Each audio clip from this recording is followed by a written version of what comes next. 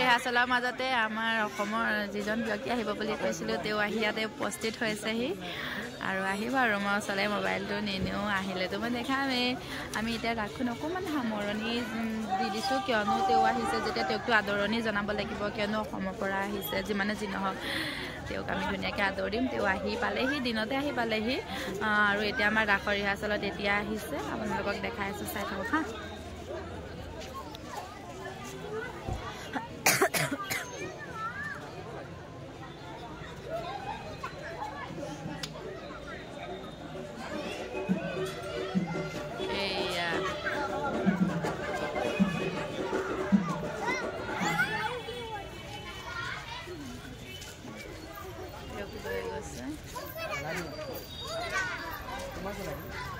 আপোনালোকক সম্পূৰ্ণকৈ দেখাই আছে গণিত এয়া দেখক মই ভিডিঅ' বনাই আছোঁ এয়া তেওঁক বহিব দিছে আসনত এতিয়া আসন গ্ৰহণ কৰিব মই আৱাজটো গম পাইছে এয়া শংখচুৰীজনী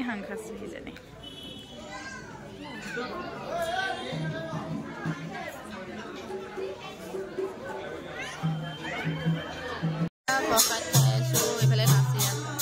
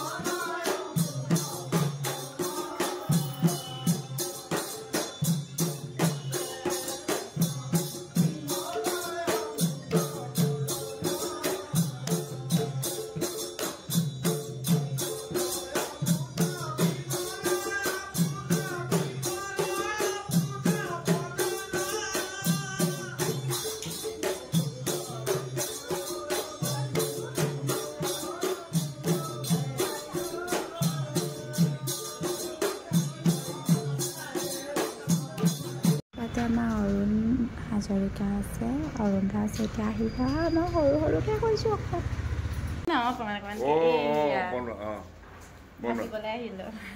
কেনেকুৱা বুলি সোধক আকৌ।